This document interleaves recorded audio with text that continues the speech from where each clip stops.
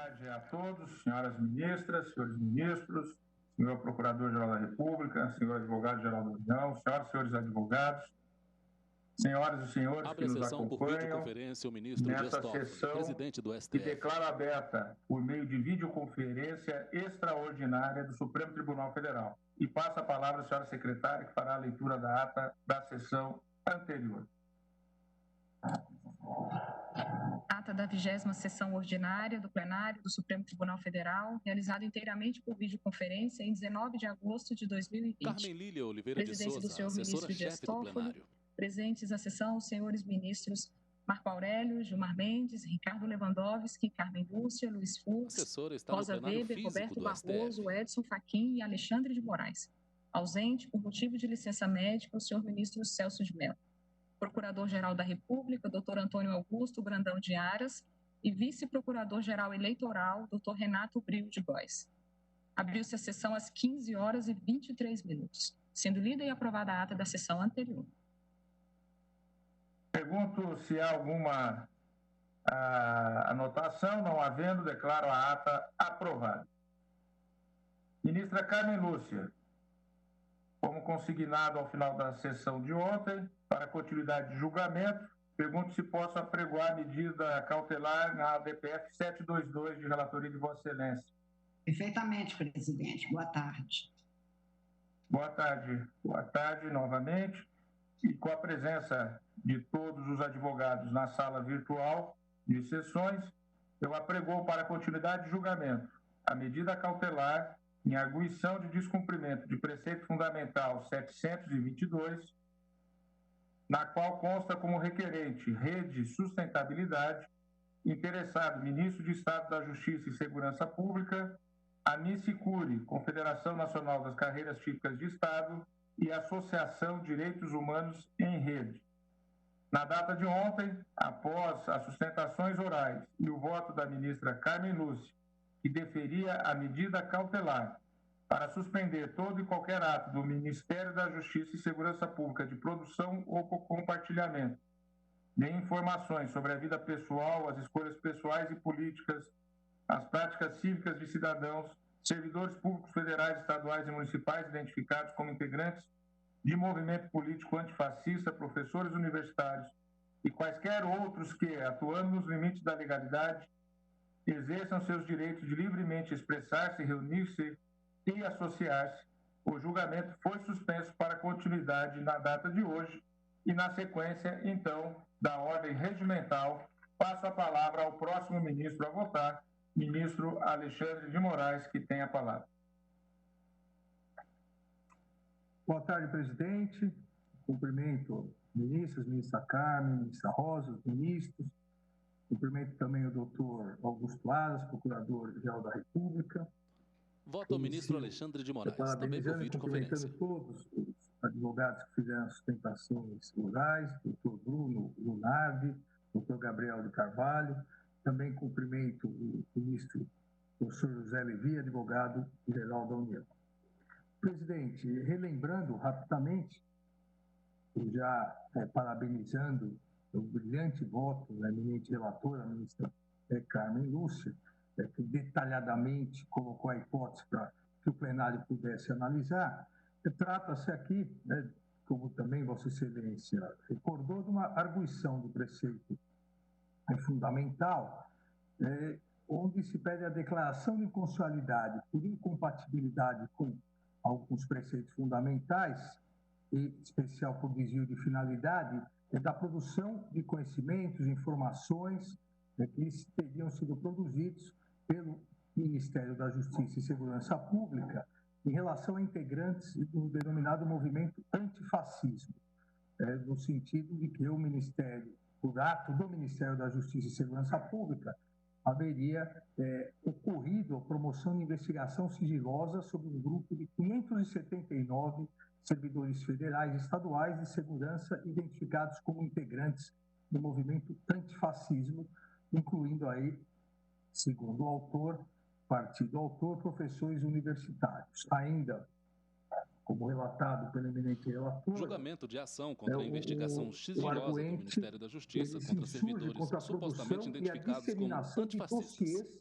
sobre um grupo de 579 servidores federais e estaduais de segurança pública identificados como já em pauta, medida cautelar na ADPF 722, requerente rede sustentabilidade. Afirma ainda que o dossiê classificado como de acesso restrito teria sido compartilhado com diversos órgãos, como Polícia Rodoviária Federal, Casa Civil, da Presidência da República, a ABIN, Força Nacional de Segurança e 3 centros de inteligência vinculados à SCO.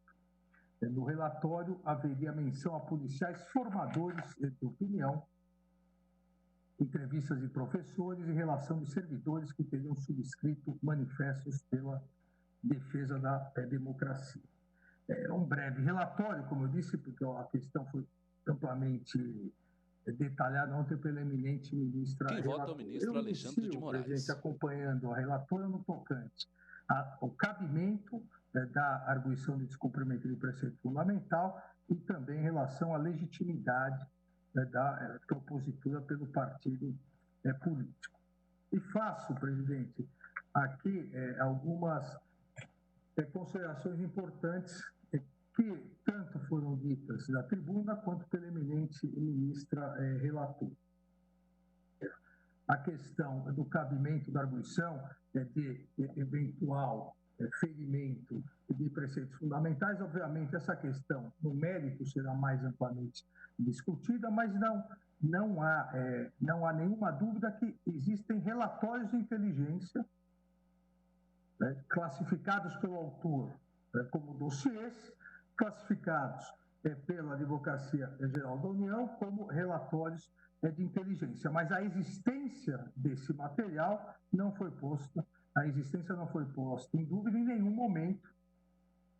Isso foi muito bem ressaltado pela eminente ministra relatora, inclusive nas manifestações do ministro da Justiça e Segurança Pública, que encaminhou a eminente relatora. Também, em sua sustentação oral, o professor José Levi também não negou a existência do que se trata na arguição.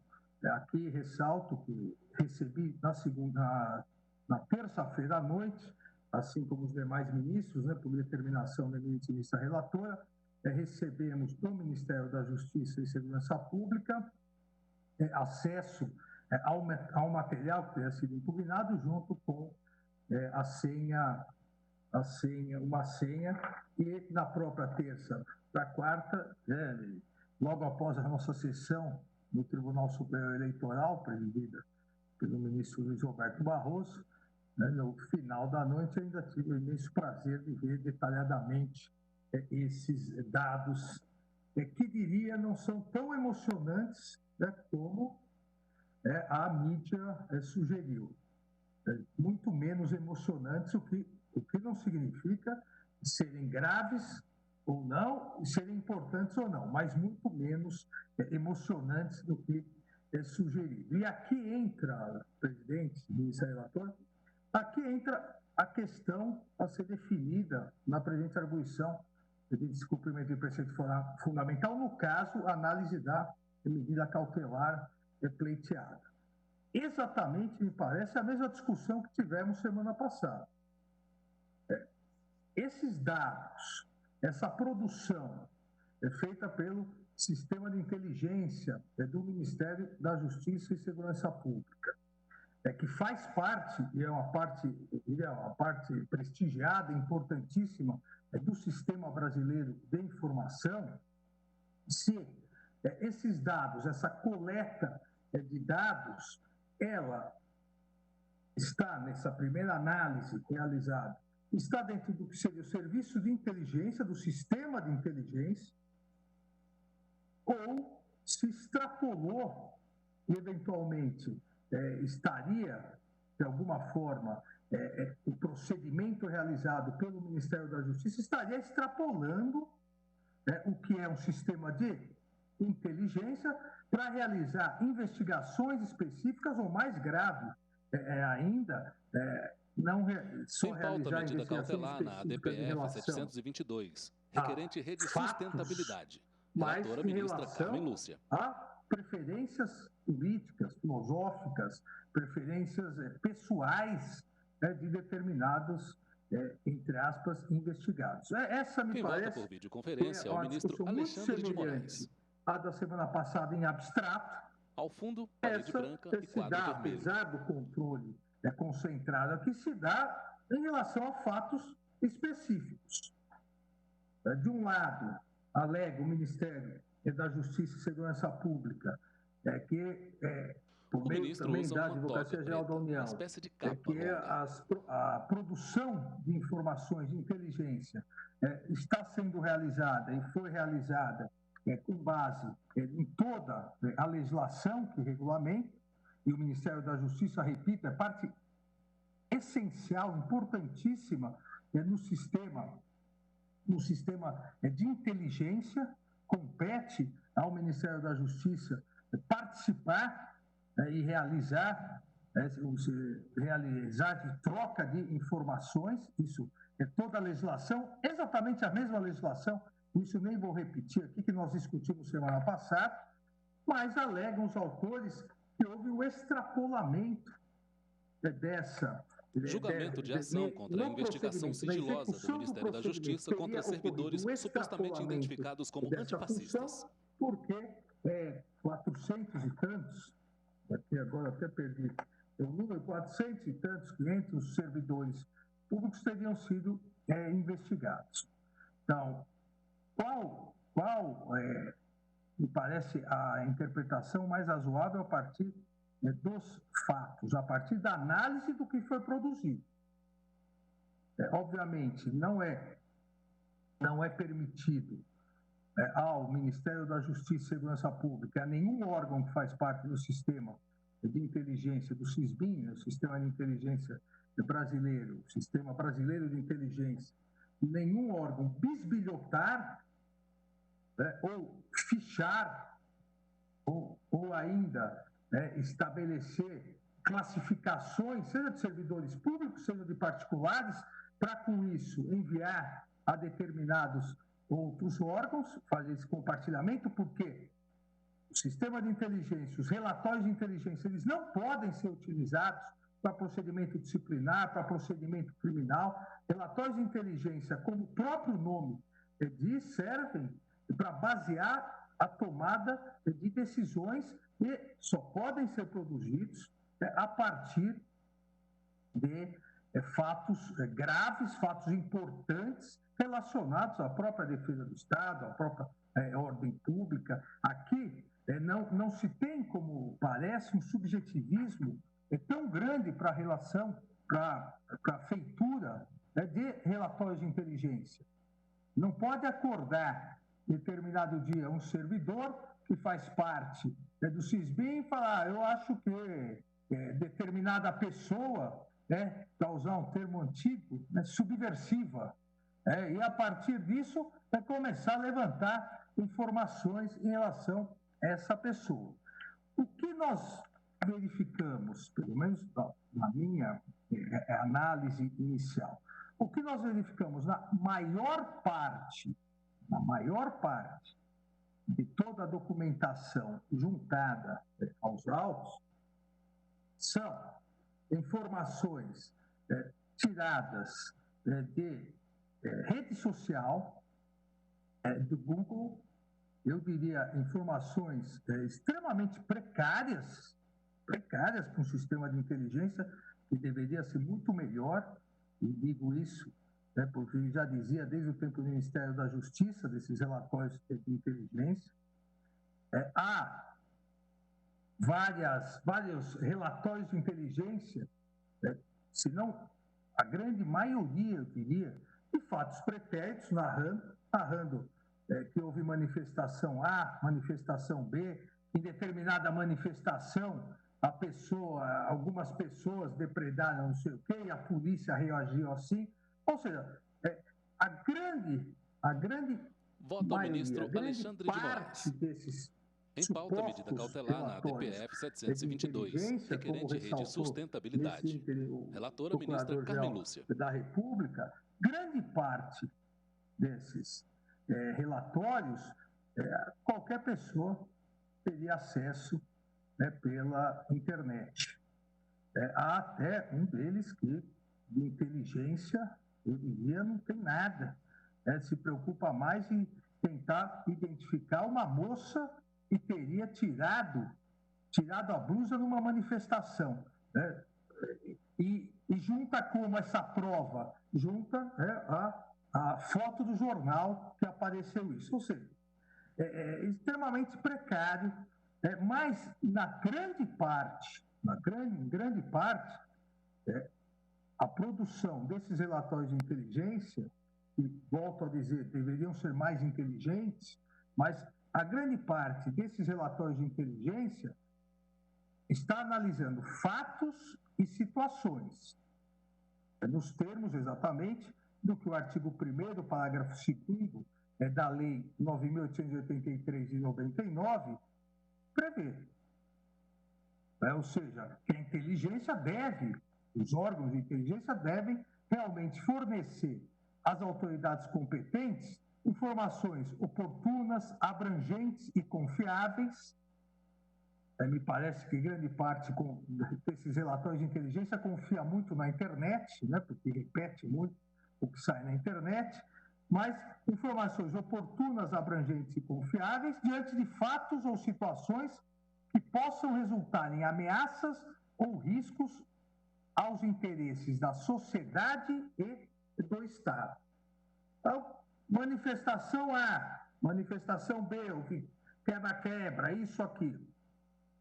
Grande parte, relatório de inteligência, ontem ocorreu isso.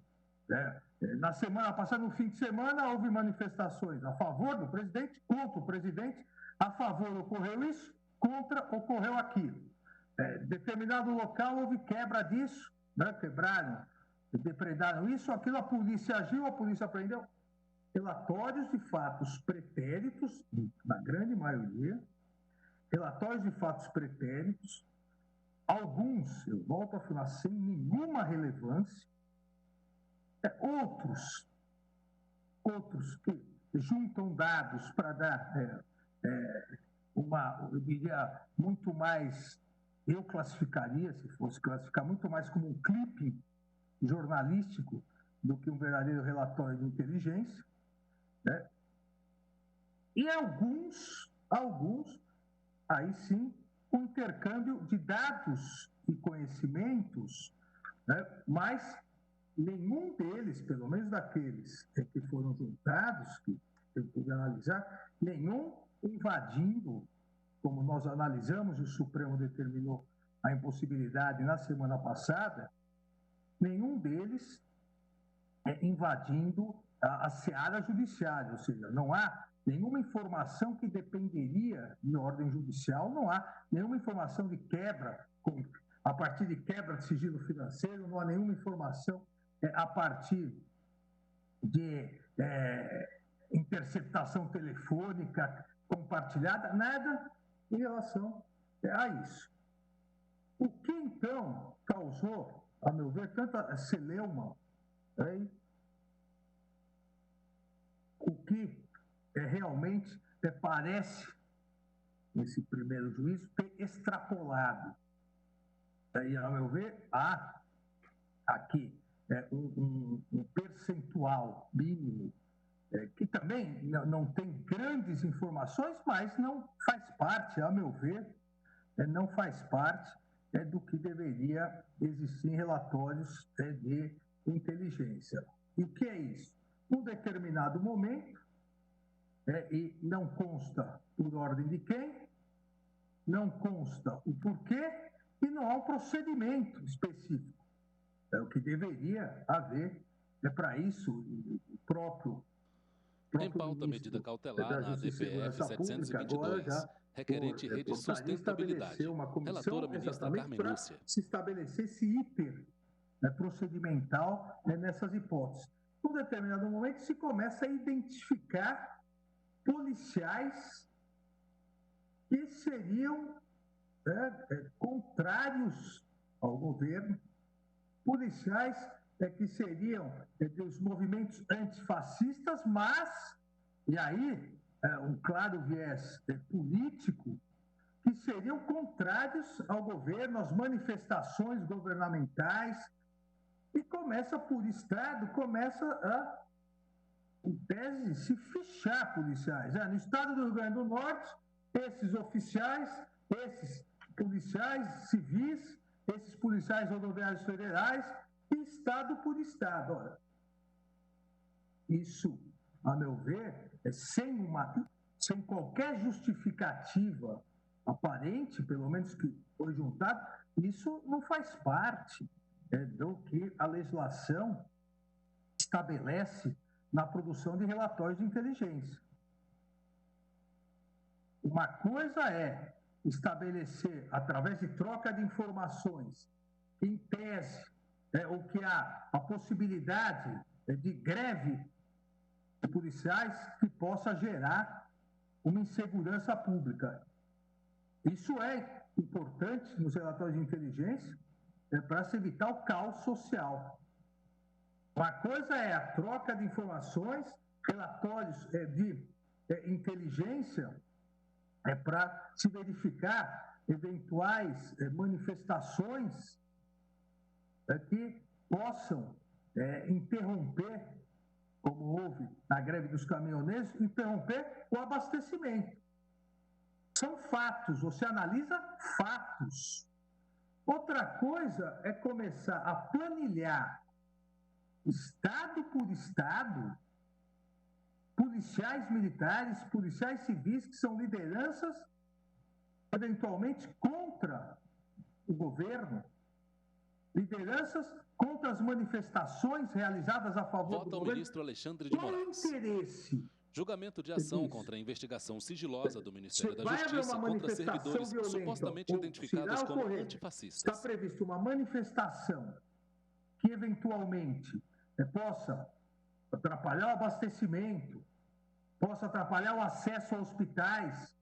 Isso é importantíssimo como relatório de inteligência para que as autoridades se planejem e tentem minorar os reflexos para toda a sociedade.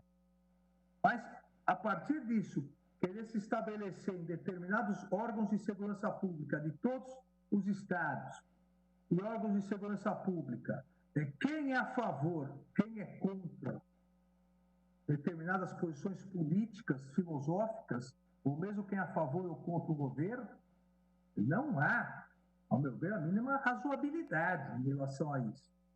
Se você quer estabelecer da polícia militar de determinado estado, os oficiais que são contra ou a favor do governo, você o quer fazer por alguma finalidade.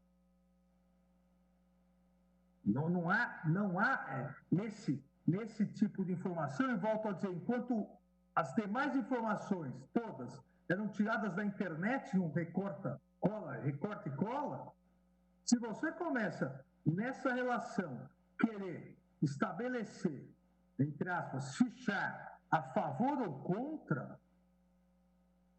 alguma coisa aí pode ser feita. E compartilhar isso com os comandos da polícia, veja, não importa se o policial militar, se o policial civil, se o policial rodoviário federal, se o policial federal é a favor politicamente de A ou B, se ele vota em A, B ou C, se ele professa determinada religião, determinada crença filosófica, desde que ele exerça a sua função dentro dos limites legais, ele tem absoluta liberdade para aderir ao posicionamento que ele quiser. E não são os órgãos de inteligência do Estado que podem fiscalizar e, vejam, a prioristicamente intuir se ele é a favor ou contra, compartilhar com as chefias dessas pessoas a partir... Em pauta, medida cautelar na DPF 722, requerente Rede Sustentabilidade. Relatora ministra Carmen Lúcia. Então, o que aqui eu vislumbro em relação aos relatórios de inteligência, que eu já ia me esquecendo de afirmar, como bem disse a ministra relatora, e por justiça seja feita, também na sustentação oral do advogado-geral da União, o professor José Levi, jamais podem ser negados à autoridade judicial. Sigilo de relatórios de inteligência ao Poder Judiciário seria uma das grandes novidades.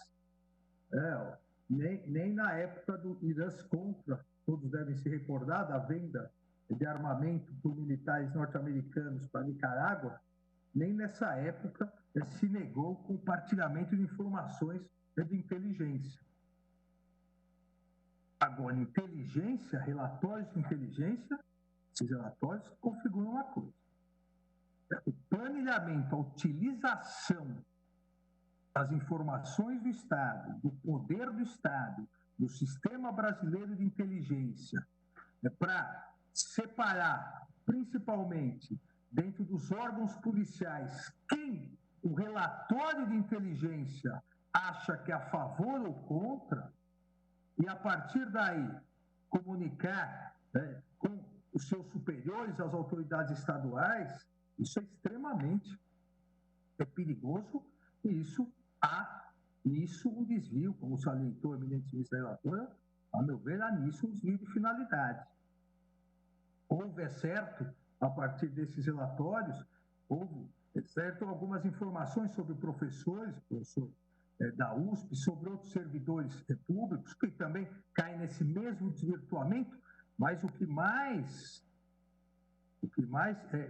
me preocupou, o que mais me parece aqui um desvio de finalidade é a tentativa de determinados órgãos de inteligência, no caso, uma secretaria dentro do Ministério da Justiça, e não se sabe se o desvio de uma determinada pessoa ou outra, mas de tentar começar a planilhar as preferências políticas, filosóficas de agentes policiais, sem que eles tivessem praticado nenhuma atividade ilícita. Até porque, se atividade ilícita tivessem praticado, no regime constitucional, a responsabilidade é disciplinar na própria corporação ou penal perante o Ministério Público atuando perante o Poder Judiciário, não com relatórios de investigação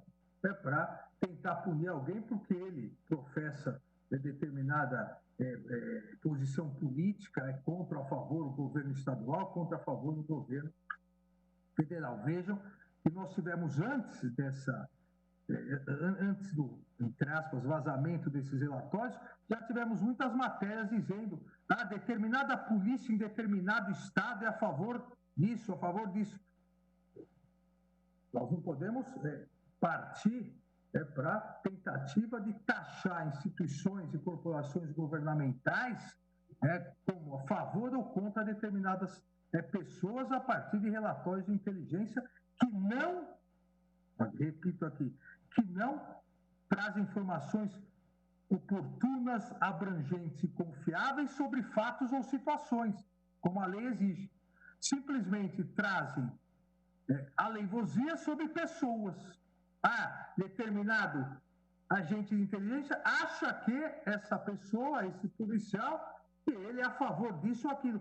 E começa a se taxar pessoas como alvo. Isso realmente não é possível, não é isso que a legislação autoriza num sistema de inteligência, e não é isso que o Estado de Direito autoriza os órgãos governamentais, inclusive os órgãos de inteligência, a realizar. Então, em que pese, nenhum desses relatórios de inteligência, pelo menos aqueles que me foram fornecidos, nenhum deles ter medidas invasivas, onde haveria necessidade de autorização judicial, não houve compartilhamento de informações sigilosas, não há essa importância nas informações, mas em relação a essa, eu diria, classificação político-ideológica de servidores públicos, principalmente da área de segurança pública e alguns outros servidores públicos e professores, se não há essa importância e essa profundidade de informações, mas há gravidade dos fatos em virtude de ter havido desvio de finalidade. Não é essa a finalidade não é essa a razão de existência dos órgãos de inteligência. Então, em virtude dessa peculiaridade, então, somente, a meu ver, em princípio é isso, que é o grave, em momento algum me parece que haja na decisão, no voto da eminente ministra relatora, em momento algum me parece que esteja limitando a atuação do julgamento de ação contra a investigação sigilosa do Ministério da Justiça contra servidores supostamente identificados como antifascistas. Acho que isso, se estiver errado, ministra Carmen, por favor, me corrija, mas acho que isso ficou muito claro no voto em pauta a medida cautelar na DPF 722, requerente Rede Sustentabilidade. Relatora ministra Carmen Lúcia. De eventuais desvios, Sua Excelência a ministra Carmen várias vezes ressaltou a importância que tem um sistema de inteligência, obviamente dentro das regras do Estado de Direito, mas a importância que tem um sistema de inteligência para auxiliar na tomada de decisões.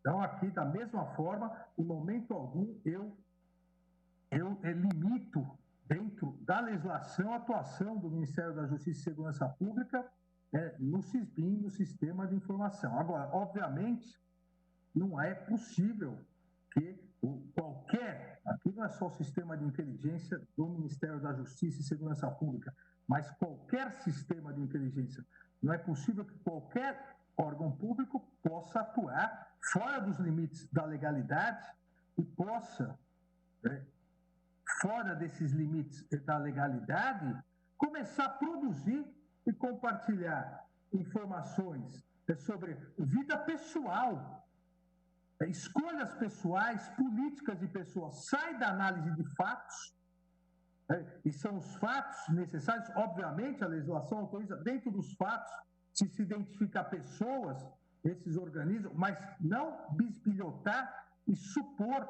se essas pessoas, principalmente servidores públicos da área de segurança, são a favor ou contra o governo, são a favor ou contra essa ideologia e outra. Isso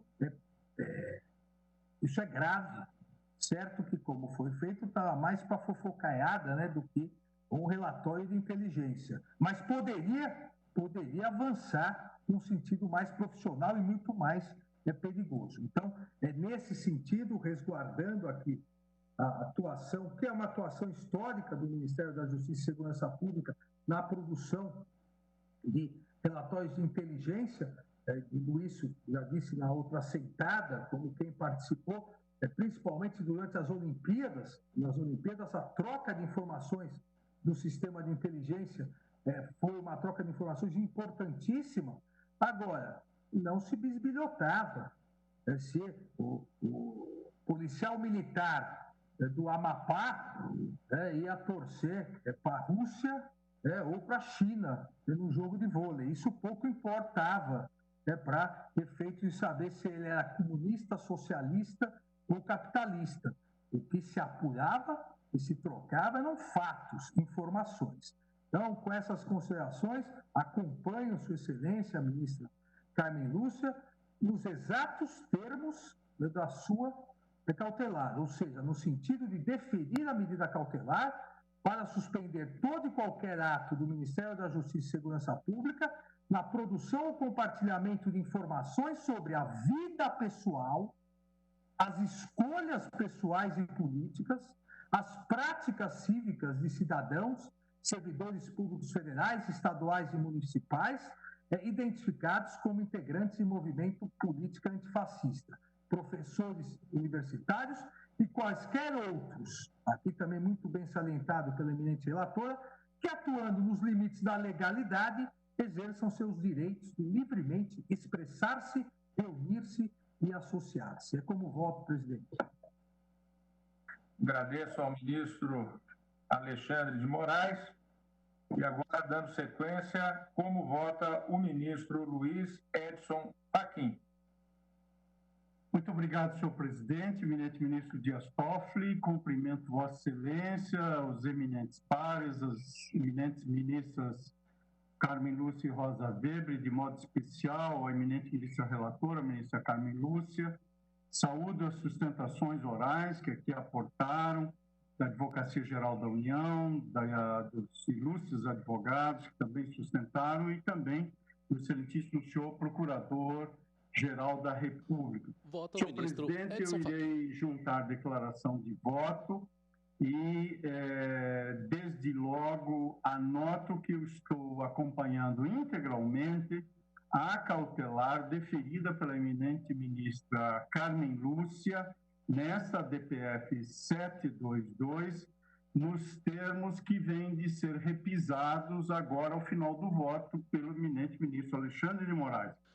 Julgamento de ação contra a investigação sigilosa do Ministério da Justiça contra servidores supostamente identificados como antifascistas. O altíssimo voto da ministra Carmen Lúcia tem um efeito presente e também prospectivo extremamente relevante e substancialmente acolhe a parte expressiva dos pedidos formulados diante da circunstância narrada na inicial, sendo que não só a real existência, mas como a mera possibilidade da existência de um dossiê tenha este ou outro nome, num país que chamou para si, em 1988, a expressão nunca mais em matéria de autoritarismo, só essa circunstância já levaria a demonstrar o abrigo jurídico-normativo na Constituição brasileira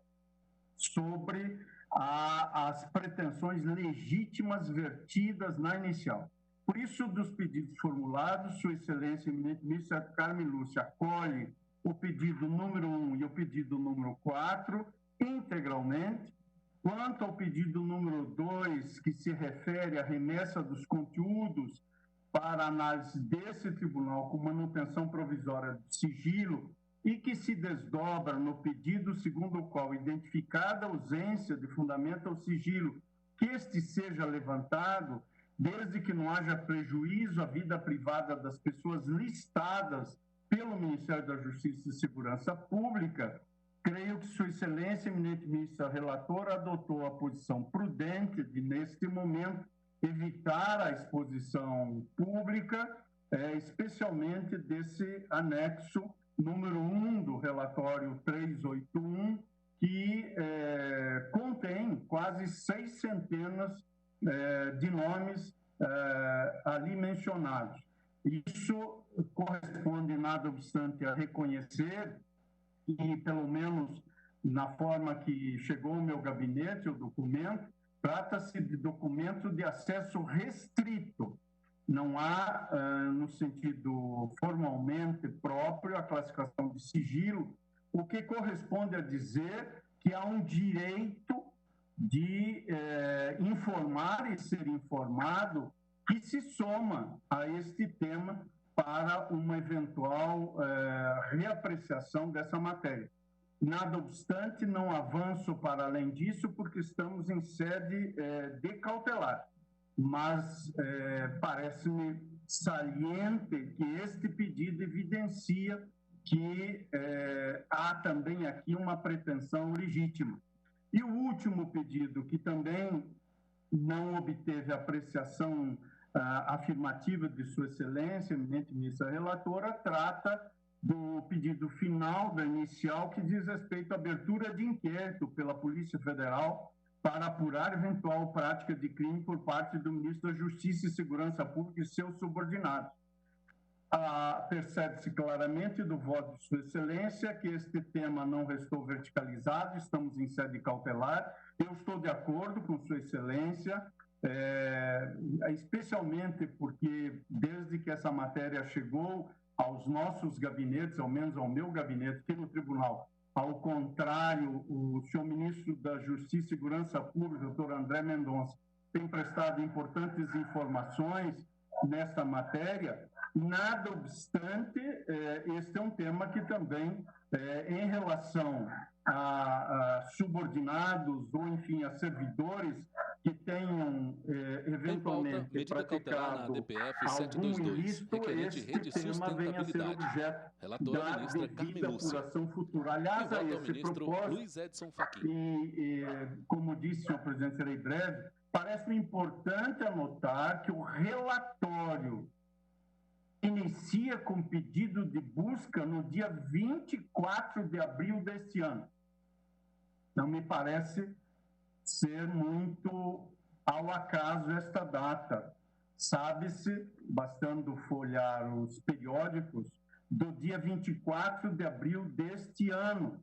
E, portanto, não era ainda ministro da Justiça o doutor André Mendonça. E isso também afiança a não adentrar neste último e nesta questão derradeira colocada na inicial. Por isso, e com essas observações, senhor presidente, eu estou também acompanhando a eminente ministra relatora no sentido de verificar plausibilidade e necessidade mesmo do deferimento da cautelar diante, pelo menos, de um aparente, quando não mais, desvio de finalidade das informações de inteligência.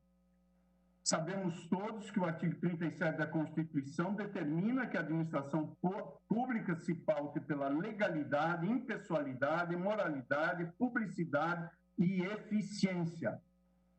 A administração pública não tem, nem pode ter, nenhum ministério tem, nem pode ter o direito, o pretenso direito de listar inimigos do regime. Só em governos autoritários é que se pode cogitar dessas circunstâncias.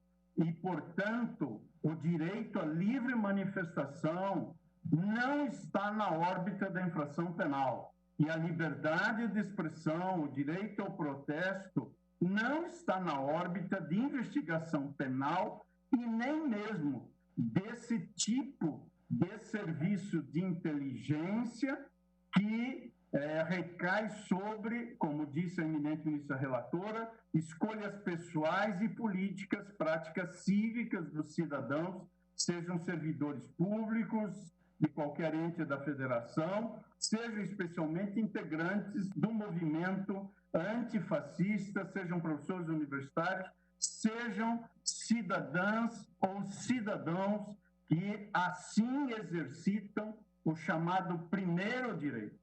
Na Argentina, o professor Roberto Gargarella qualificou esta afirmação como o primeiro direito. O primeiro direito corresponde, portanto, à manifestação do pensamento, à manifestação das ideias, o direito ao protesto, e é evidente que é fundamental que se preservem as instituições, mas há limites nesta execução de informações e de atividade de inteligência. Portanto, senhor presidente e senhores ministros, com essas observações e o mais que consta em nossa declaração de voto, eu estou acompanhando integralmente a eminente ministra relatora e é como voto. Agradeço ao ministro Luiz Edson Fachin, que também traz voto no sentido de acompanhar a eminente relatora. Agora passo a palavra ao ministro Luiz Roberto Barroso para o seu voto.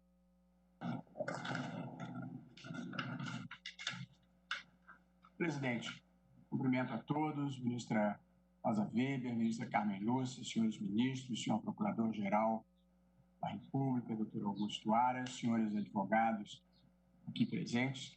Presidente, essa é substancialmente a mesma matéria que votamos em sessão anterior e, portanto, também eu pretendo ser muito breve, porque as minhas opiniões continuam a ser as mesmas. A primeira delas Luiz Roberto Barroso, é a de reconhecer que a atividade de inteligência no mundo contemporâneo ela é uma atividade muito importante, quando não essencial, para a proteção da segurança nacional em face de inimigos, muitas vezes externos, para a tomada de decisões, para o planejamento estratégico e, eventualmente, para a própria segurança pública. Portanto, este é um bem jurídico, é uma atividade relevante e penso que compatível plenamente com a Constituição. De outra parte, em uma tensão inevitável, quando não permanente, com as atividades de inteligência, se encontra um outro direito fundamental dentro de um Estado constitucional e democrático, que é o direito de privacidade, o direito que as pessoas têm de terem uma esfera na sua vida que deve ser inacessível, quer a qualquer outra pessoa, quer, sobretudo, ao Estado com o seu braço tentacular. Portanto, eu preciso operar aqui, na formulação do meu raciocínio, compatibilizando na intensidade possível dois valores importantes: a inteligência e a privacidade. Até porque eu sou um defensor de longa data em pauta, de decisões que são tomadas com base em fatos, com requerente Rede Sustentabilidade. Relatora ministra Carmen Lúcia.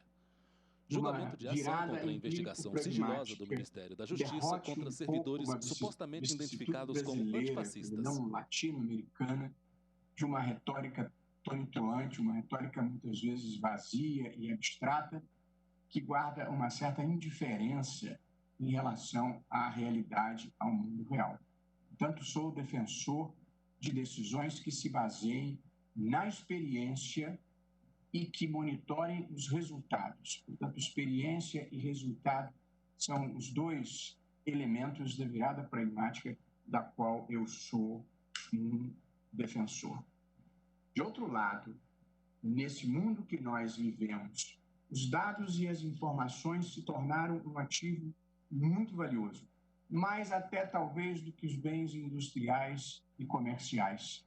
São dados e informações e tecnologia e propriedade intelectual que constituem a riqueza do mundo contemporâneo.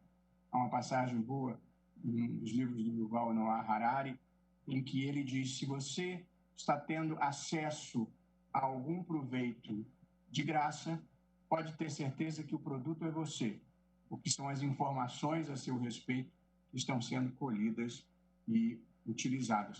De modo que os riscos à privacidade no mundo contemporâneo, elas vêm tanto de plataformas eletrônicas privadas como do próprio Estado, no modelo tradicional. Portanto, estamos aqui lidando com essa dualidade de inteligência e proteção de dados, proteção de privacidade, aqui acrescida também da liberdade de manifestação do pensamento e da liberdade de expressão.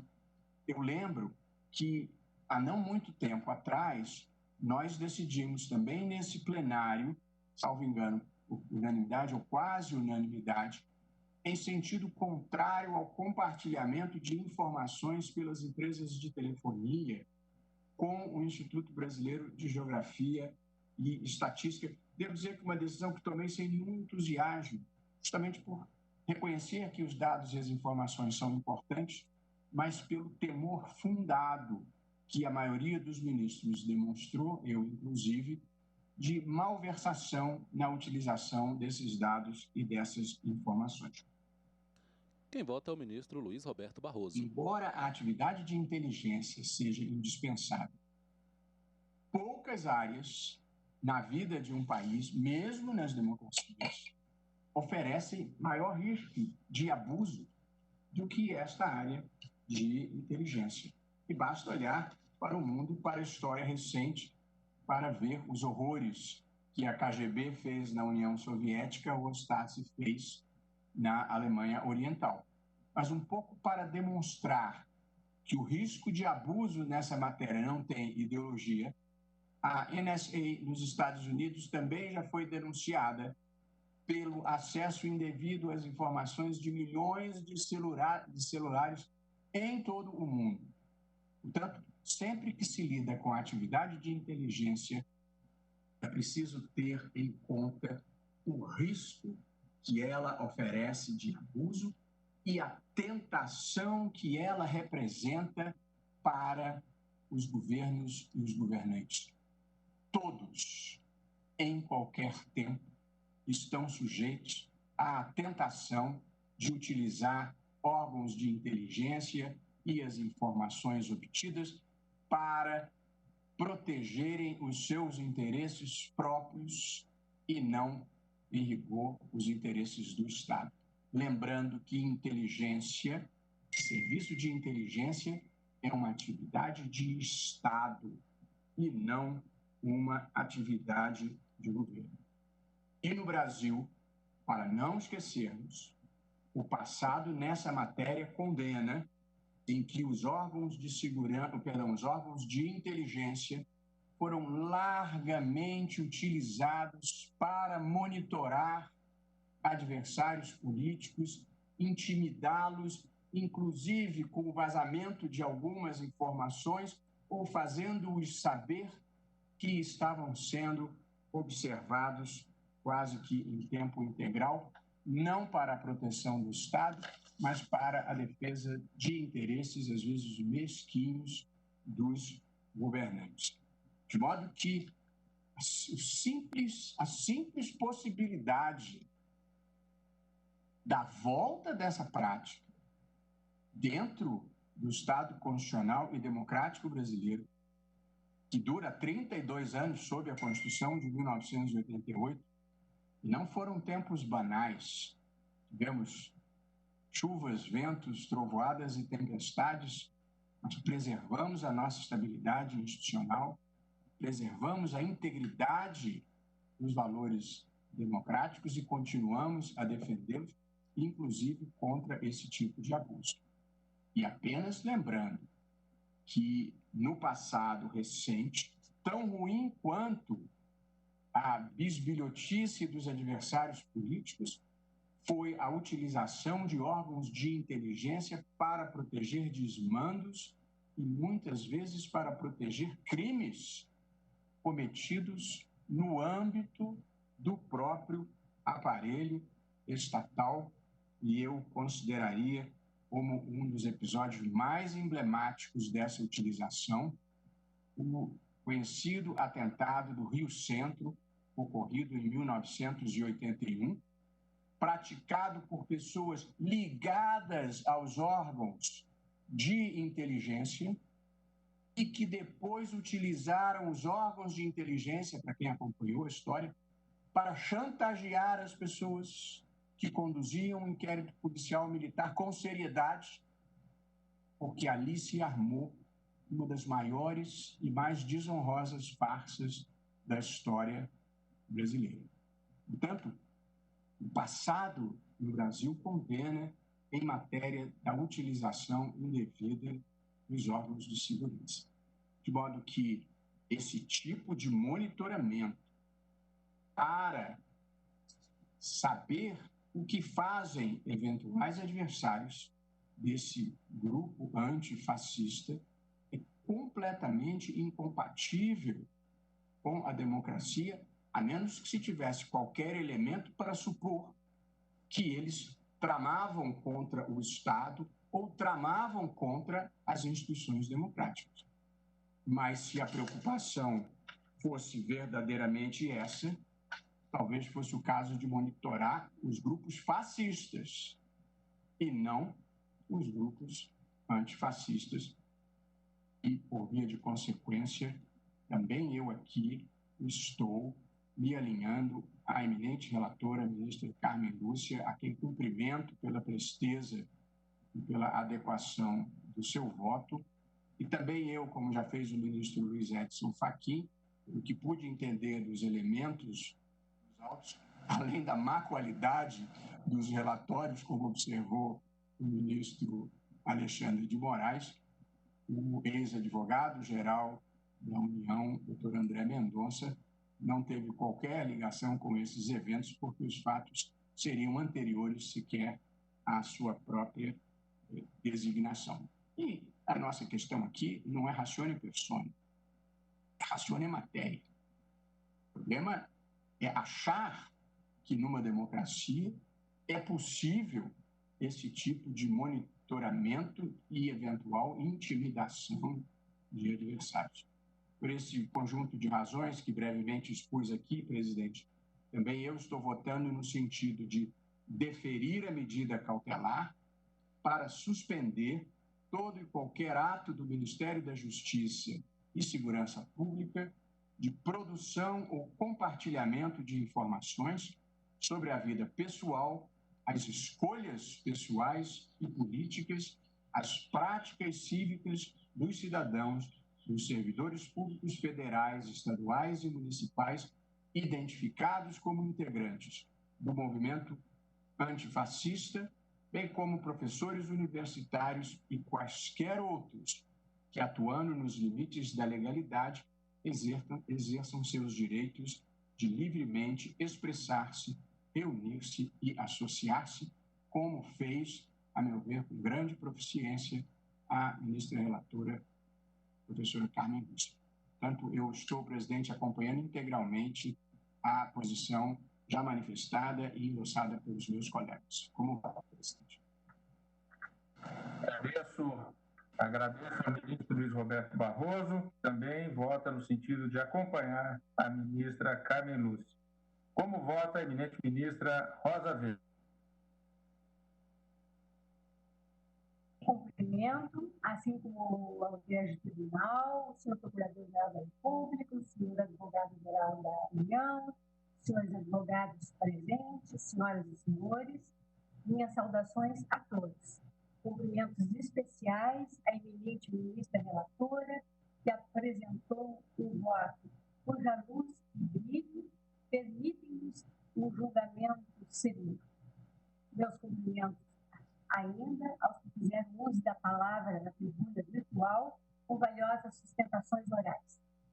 Trata-se, como visto, de medida cautelar em arguição de descumprimento de preceito fundamental proposta em face de ato atribuído ao Quem vota é a ministra Rosa Weber, Pública, assim também por videoconferência. Acho importante relembrar. Ao fundo, estante com bastante livros. Promover investigação à esquerda, em segundo plano, a bandeira do Brasil, também a bandeira do estado do Rio Grande do Sul. Servidores federais e estaduais de segurança identificados como integrantes do movimento antifascismo e professores universitários. Esse é o número de 4. Louvando a clareza do bem lançado relatório da eminente ministra Carmen Lúcia, eu destaco, de início, na declaração escrita de voto que trago e de que apresentarei aqui uma síntese, alguns pontos da exordial que eu reputo relevantes para melhor organizar o raciocínio a ser desenvolvido na presente justificativa, de cuja leitura, contudo, me eximo em benefício do tempo e uma vez já bem pontuados nos votos que me antecederam. O tema é sensível e, por isso, farei algumas breves observações.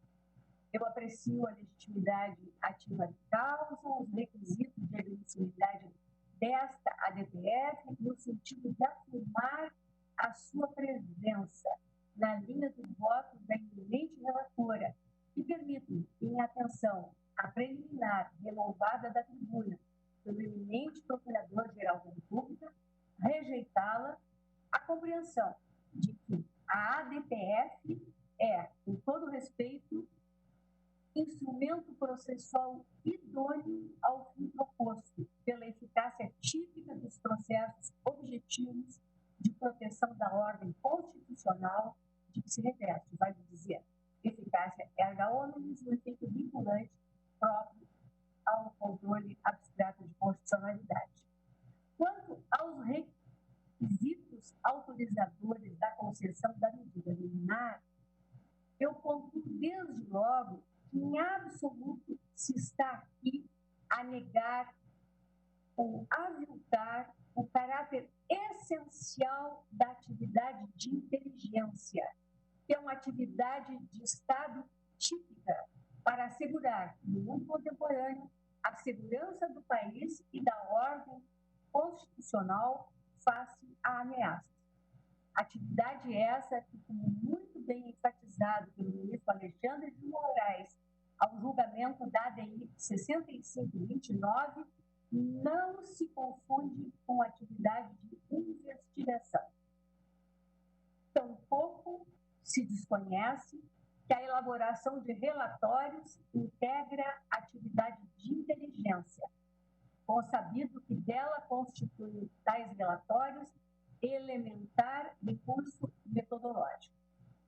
Está em jogo, isto sim, a juridicidade da suposta utilização do aparato de inteligência para objetivo diverso daqueles que legitimam sua existência. Notadamente, objetivo tido como em conflito com a ordem constitucional instituidora do Estado democrático de direito, marcado por um peculiar regime de liberdades.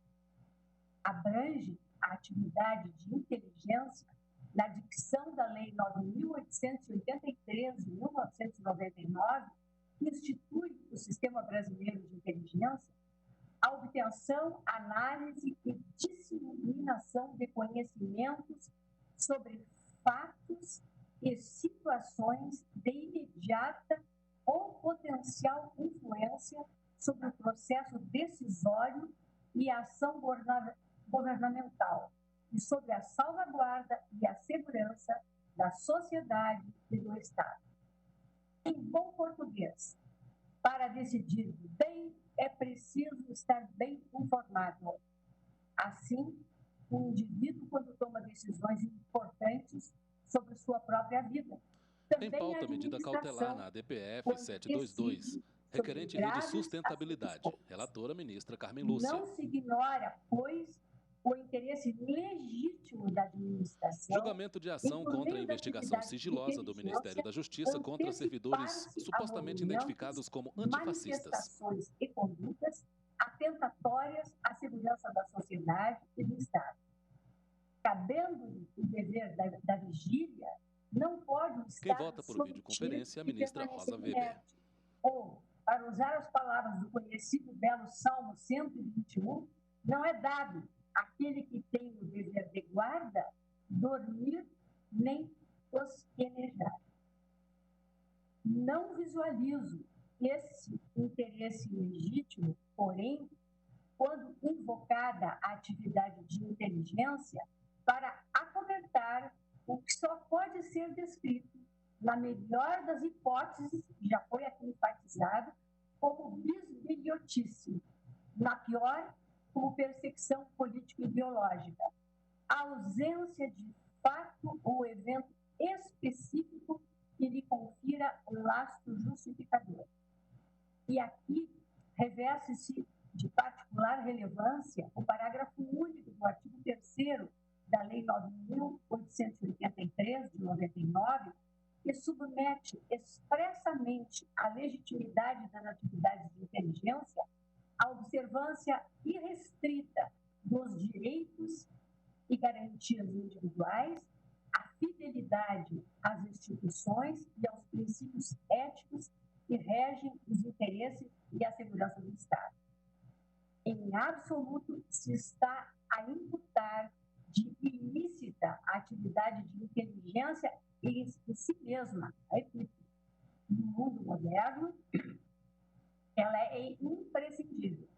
Porém, a vinculação a fato ou situação relevante para a segurança da sociedade e do Estado é condição, a meu juízo, da sua licitude.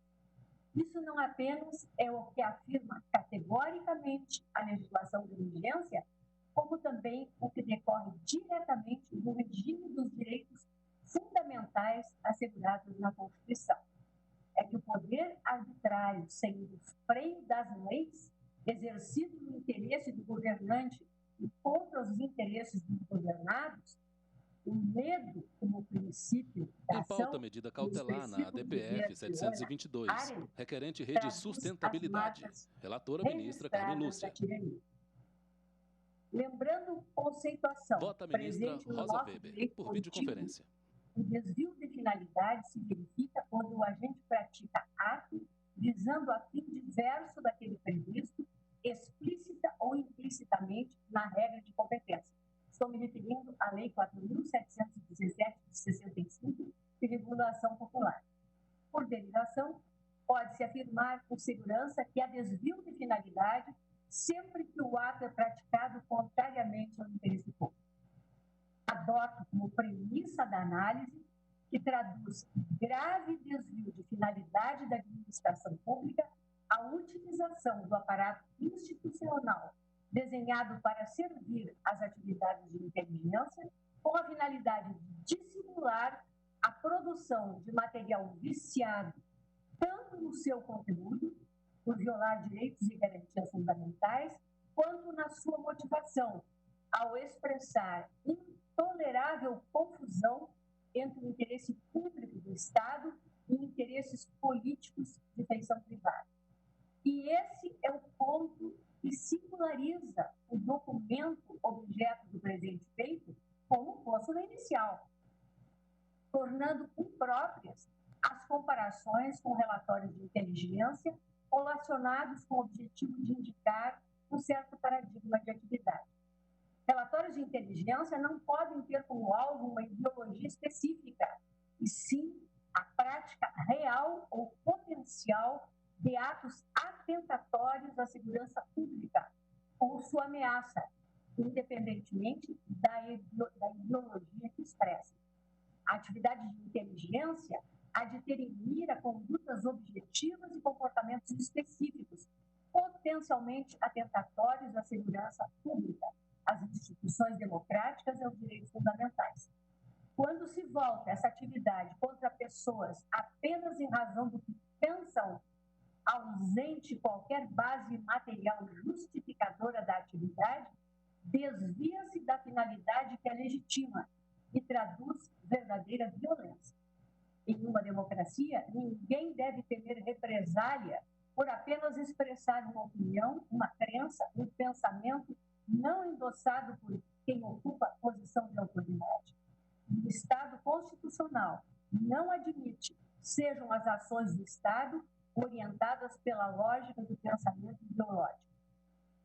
No caso do exame, a linha distintiva entre o espaço de ação das atividades de Estado fundadas no interesse público e o domínio do mero interesse político parece ensombrecida pelo próprio teor da nota técnica 19 de 2020, que subsidia as informações prestadas nos autos pelo Ministério da Justiça e Segurança Pública. Se, por um lado, é ali acertadamente afirmado que não compete à CEOP produzir dossiê contra nenhum cidadão e nem mesmo instaurar procedimentos de cunho inquisitorial, por outro, justificativa alguma há juridicamente plausível, seja na referida nota técnica, seja nas informações prestadas para a produção do material com o conteúdo afirmado. O silêncio das entrelinhas é mais eloquente do que as palavras lançadas. Em juízo de delibação, vale dizer, no juízo precário próprio às medidas cautelares, a modalidade de desvio de finalidade que visualizo no caso dos autos parece intimamente ligada a uma certa cultura autoritária que insiste em se perpetuar entre nós e se revela, para usar a clássica expressão de Raimundo Paoro, como resíduo do patrimonialismo. O velho sistema em que o cargo público é apropriado por aquele que o exerce para os seus próprios fins. Se no governo constitucional... Em pauta, medida cautelar na DPF 722, requerente Rede Sustentabilidade. Relatora ministra Carmen Lúcia. Estou mais uma vez a Vota a ministra Rosa Weber. O patrimonialismo, ao corromper a separação entre o público e o privado, lança a semente do personalismo e do arbítrio. Arbítrio que é repudiado pela democracia constitucional, marcada pelo culto à lei impessoal, pela preservação dos direitos e pelo reconhecimento da dignidade do indivíduo. A abordo brevemente as liberdades de manifestação do pensamento e de expressão, como já tive a oportunidade de frisar nesse plenário, com assento constitucional antes de ser intransigentemente garantidas. E digo que, em absoluto, revestem-se de legitimidade constitucional atos de autoridades investidas de qualquer parcela de poder político que tenham como objetivo a imposição de restrições não contidas nos limites axiológicos, deontológicos e teleológicos da nossa Carta Política. É o que, nesse juízo aligeirado que faço, parece ser o caso da, aspas, sequência de atos realizados dentro da estrutura do Ministério da Justiça e da Segurança Pública, e que a evidência tende ao embaraço da manifestação do pensamento e da livre expressão da atividade intelectual, bem como a supressão de liberdades de reunião e associação, interferindo na esfera privada de centenas de indivíduos integrantes de corporações de diferentes estados, em ofensa aos postulados do pluralismo de ideias e, particularmente, no tocante aos professores referidos, da liberdade de cátedra e da autonomia universitária.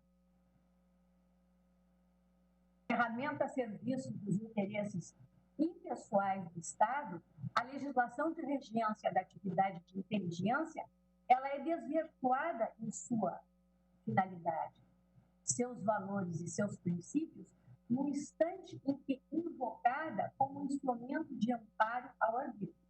Trata-se de uso espúrio e ilegítimo e, por isso mesmo, incompatível com o Estado democrático de direito. A Constituição, documento fundante do Estado e legitimador das atividades de todos os seus agentes, não confere ao Estado, por ela instituído, autorização para suprimir, sob qualquer pretexto, a liberdade de expressão de pensamento e o debate de ideias. Me lembro as palavras de Emma Goldman, conhecida escritora e ativista lituana, naturalizada estadunidense, proferidas durante interrogatório, quando detida em 1919 por ordem do Departamento de Justiça dos Estados Unidos, ao ser enquadrada como radical por professar ideias críticas ao envolvimento daquele país na Primeira Guerra Mundial. Disse ela, aspas, a livre expressão das esperanças e aspirações de um povo é a maior e a única segurança de uma sociedade sadia. Fecho aspas.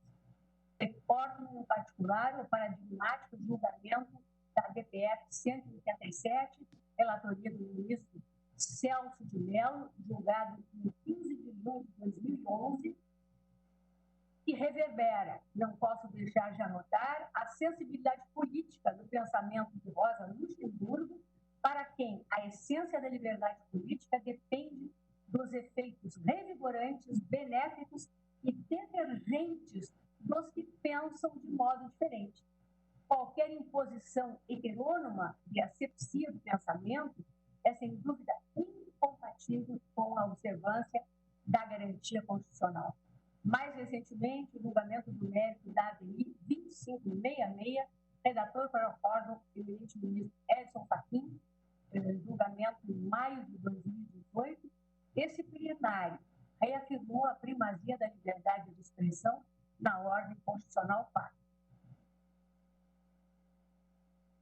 No Estado Democrático de Direito, eu já me encaminho para o final, senhor presidente, a liberdade de expressão é a regra, admitida a sua restrição somente em situações excepcionais e nos termos da lei que, em qualquer caso, deverá observar os limites materiais da Constituição. Por óbvio, não pode ser tido como lícito em uma democracia constitucional ameaçar, tramar, incitar ou cometer atos de violência. E o que assim procede se expõe à justa e legítima repressão do Estado, que age em nome da sociedade.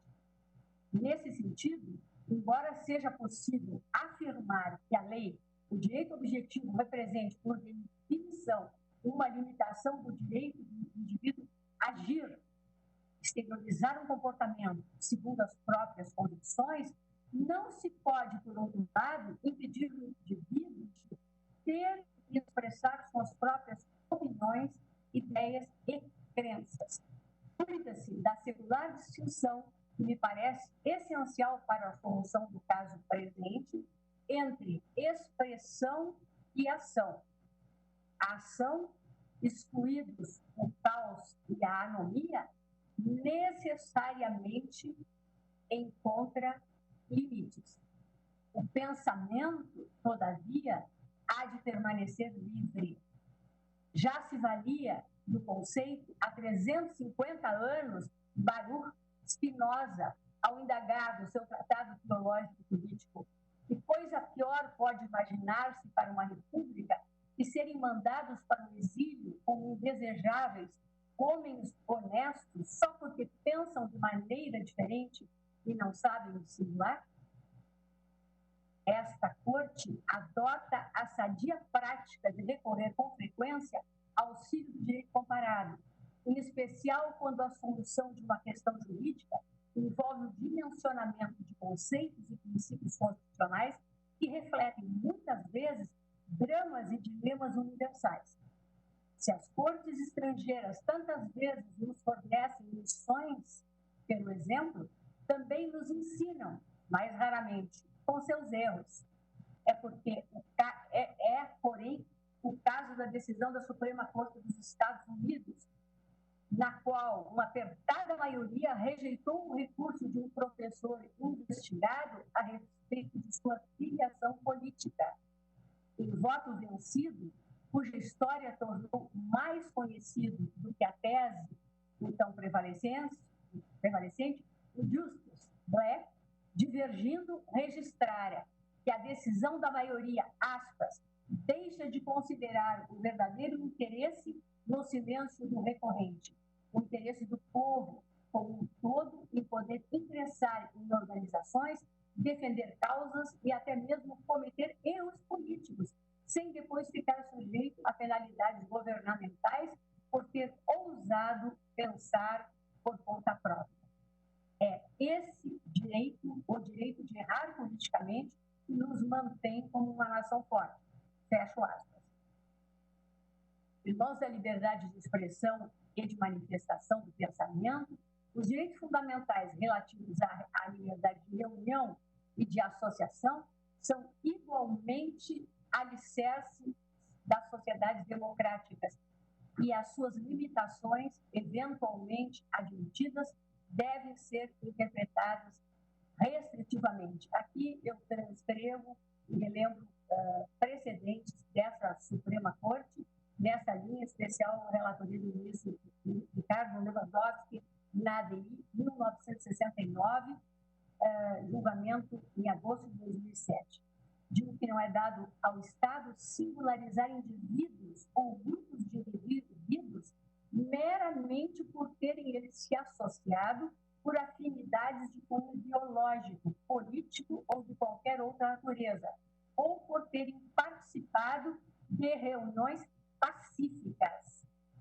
E nessa linha, não se tendo notícia, no caso do exame, desse juízo de deliberação que emite qualquer laivo de incitação à violência ou rejeição dos princípios democráticos por parte dos indivíduos retratados e dos professores que também ali se encontram, não identifico o interesse do Estado capaz de justificar, sob qualquer aspecto legítimo, a este fim, o que parece se configurar como ilegítima, ilegal e inconstitucional, porém de modo algum inofensiva, indiscrição de seus agentes no propalado dossiê.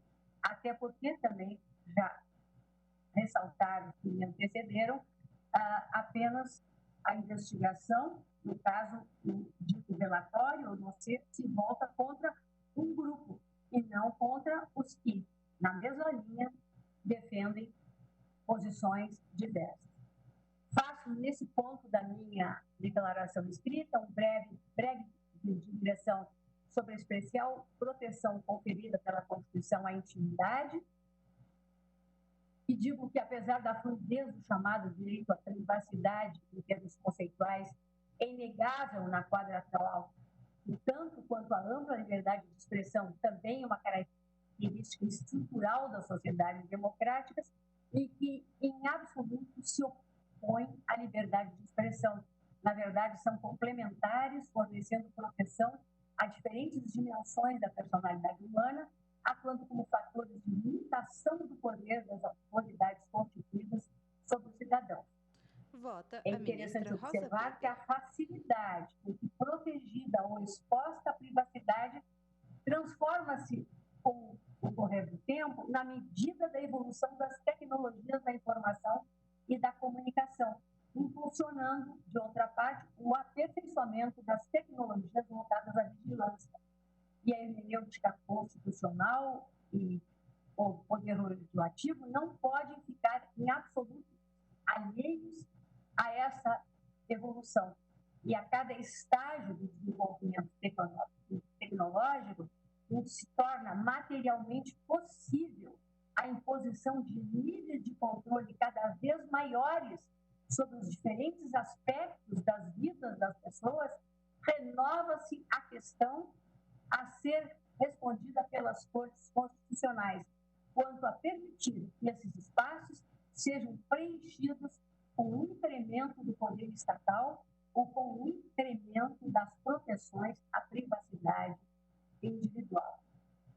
Tal como compreendo, senhor presidente, o encaminhamento proposto pela eminente relatora para equacionar a questão jurídica em exame, e estamos, é muito importante frisar, em sede de controle concentrado, que foi bem enfatizado pela eminente relatora, em que desimportam aspectos subjetivos.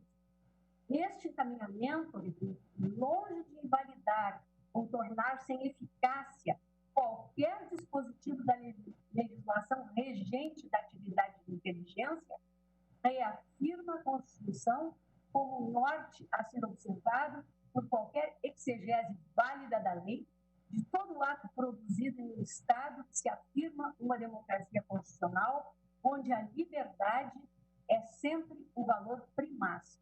Julgamento de ação contra a investigação sigilosa do Ministério da Justiça contra servidores supostamente identificados como antifascistas. Paixões e medos, na expressão do Justus Black, não constituem fundamento suficiente para se impor restrições aos direitos individuais.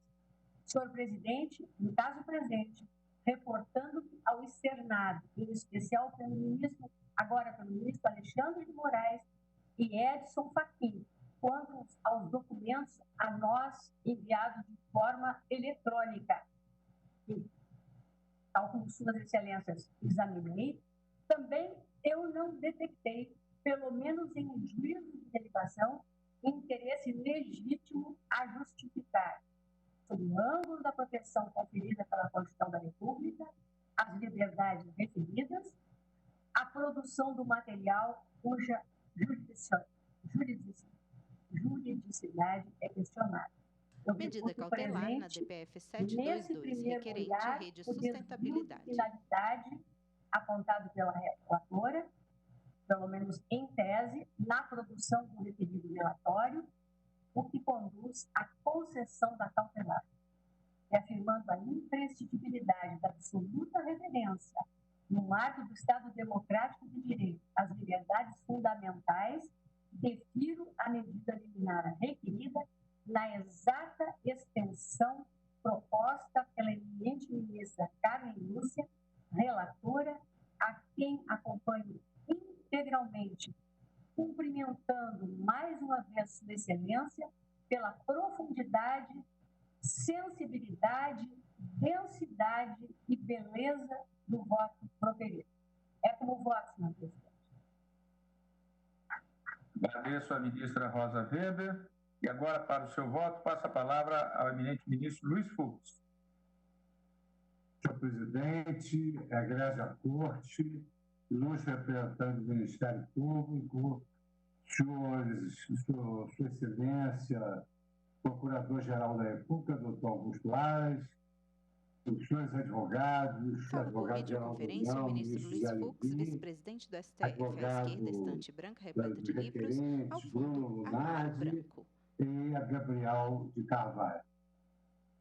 Senhor presidente, eu também vou fazer juntada de voto, mas gostaria já de destacar a profundidade e a precisão cirúrgica do voto da ministra Carmen Lúcia, que se baseou em dois pilares fundamentais. É verdade que todo Estado soberano reclama a existência de um serviço de inteligência. E é importante que esse serviço de inteligência ele atue para os fins para os quais ele foi instituído. Então, o serviço de inteligência, o mundo hoje revela quão importante ele é, não no sentido da espionagem ou contra-espionagem, mas no sentido da defesa do regime político, das liberdades públicas e, às vezes, até da defesa do país e do território, como, por exemplo, se destaca hoje como serviço de inteligência de excelência, o Mossad, no Estado de Israel. Por outro lado, senhor presidente, parece até uma ironia, mas falar de inteligência à luz dos fatos que estão mencionados nesse relatório e comparar o processo de inteligência que foi capitaneado pelo ministro Alexandre de Moraes, onde se descobriu ali atos atentatórios às instituições democráticas, atos atentatórios à vida dos ministros supremos, torna esse documento absolutamente inócuo. O que se contém nesse documento são fatos impassíveis de serem categorizados como fatos objeto de relatório de inteligência. Deveria denominar um relatório de desinteligência. Para que não serve o serviço de inteligência? Exatamente para os fins mencionados. E também aqui, senhor presidente, é preciso, até para uma questão de justiça da nossa jurisdição, verificar que, efetivamente, como já se explicou e remeteu toda a documentação ao Supremo, a total isenção do ministro André Mendonça, que não foi o artífice deste documento que tem a denominação de relatório de inteligência. Presidente, a semelhança do que os eminentes pares já mencionaram, eu também rejeito todas as preliminares. E me limito tão somente a essa análise do Fungos Boreolis e do Periclo Mora, no tocante, digamos assim, ao Periclo Mora, para processar um relatório de esbilhotagem como esse.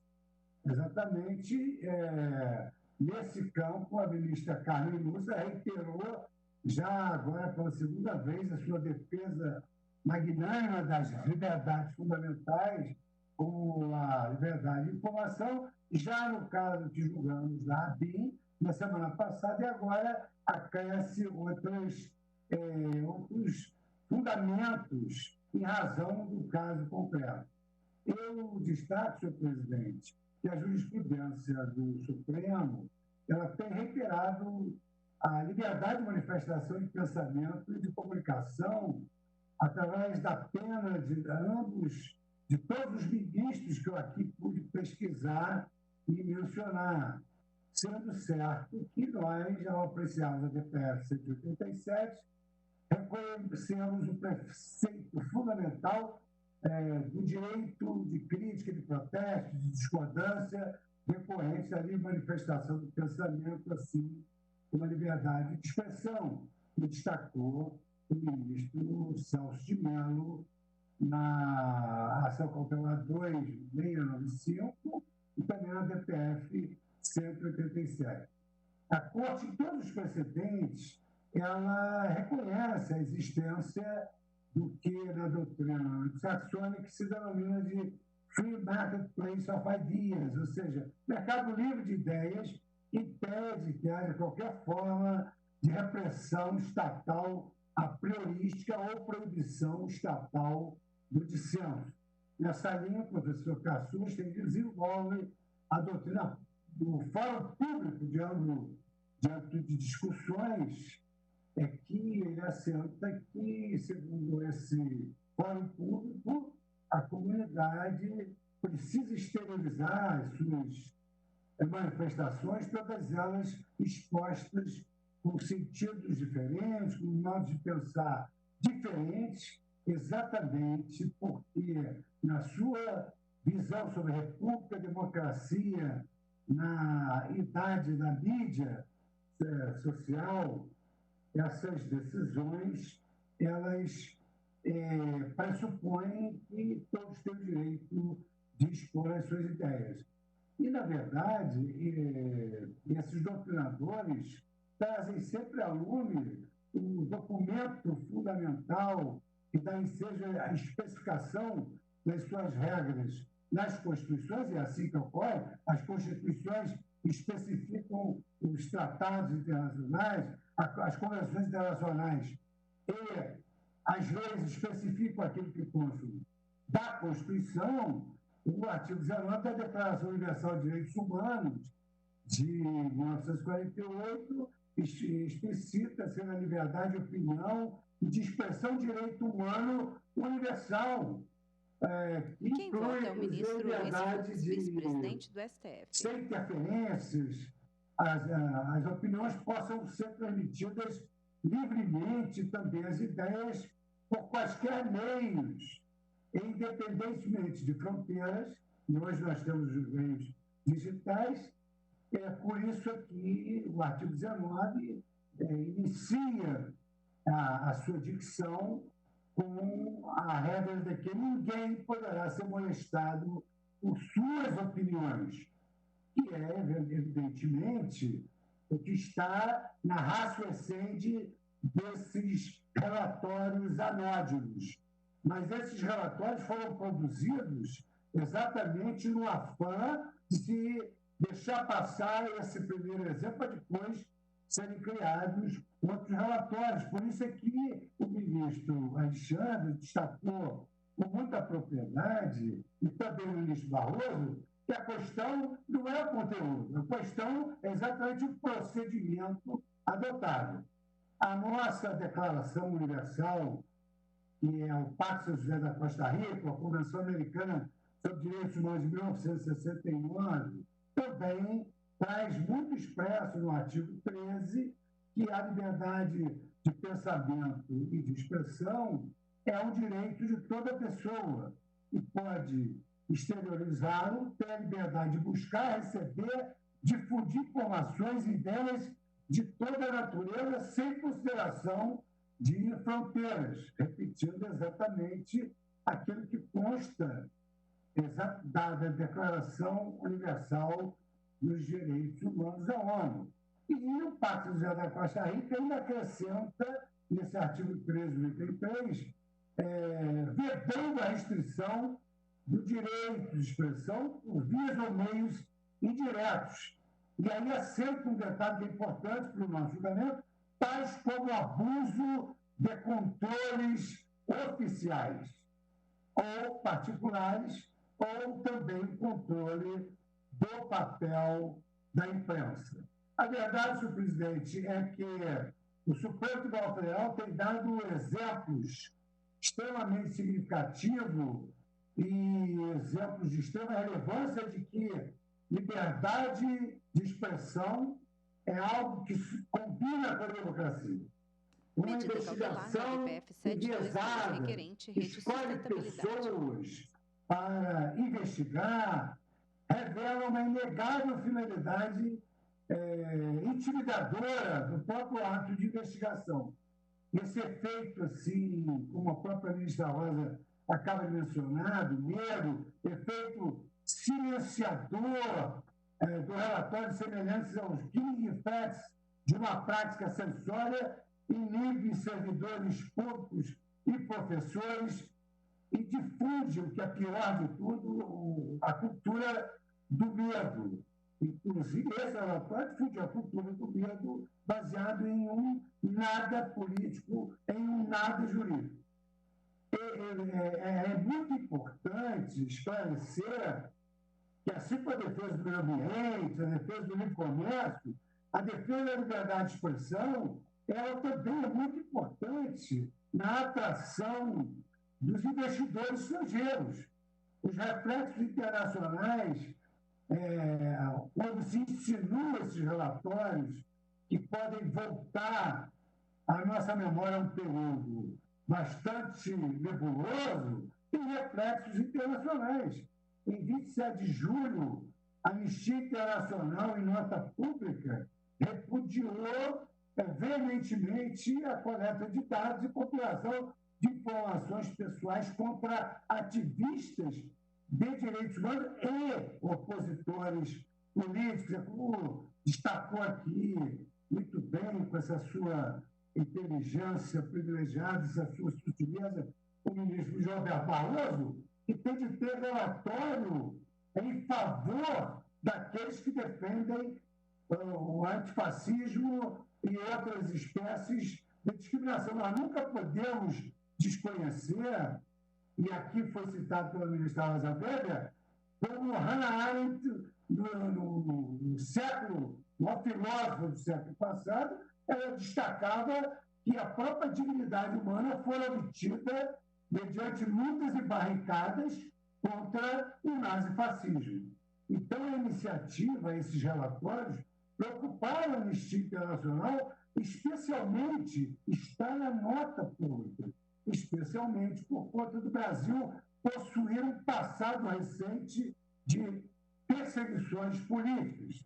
E esses relatórios se prestarem a uma espionagem e uma suposta intimidação dos opositores políticos por meio de investigações ilegalmente motivadas. O índice atual, mais recente, sobre a democracia, o país, infelizmente, está encartado na categoria de democracia imperfeita, por várias fraquezas significativas, e principalmente pela alegação de que os relatórios de inteligência são dotados de sigilo com acesso irrestrito, baseado aqui, como o ministro certamente destacou, na Lei 9883/99. Evidentemente que este dispositivo tem de ser lido de acordo com a interpretação teleológica sistêmica, no sentido que não há segredos para o judiciário. Nesse âmbito, o segredo efetivamente não é a alma do negócio. E como todos nós, senhor presidente, a eminente relatora, pertencente à minha geração, o ministro Roberto Barroso, e também teve um papel atuante, como eu e outros professores da faculdade no CALC, era o nosso lema seguir aquela velha canção que Caetano Veloso e Rita Lee sempre enfatizavam: é proibido proibir. Então, nesse caso específico, esse tipo de relatório, a mensagem do Supremo é de que é proibido proibir. Exatamente porque estamos no Estado democrático de direito e porque é efetivamente proibido proibir essas manifestações livres e democráticas, ainda que sejam de opositores políticos, com mais razão ainda para atender esse livre mercado de ideias que constrói a democracia e a liberdade, é que me conduz a uma concessão da medida cautelar que foi pleiteada, mas nos precisos e magníficos termos que Sua Excelência, a ministra Carmen Lúcia, inseriu no seu voto. Eu acompanho integralmente a relatora, ministra Carmen Lúcia. Agradeço ao ministro Luiz Fux e, em razão do horário, eu suspendo a sessão para o intervalo regimental. Retomaremos às 16h30. Está suspensa a sessão.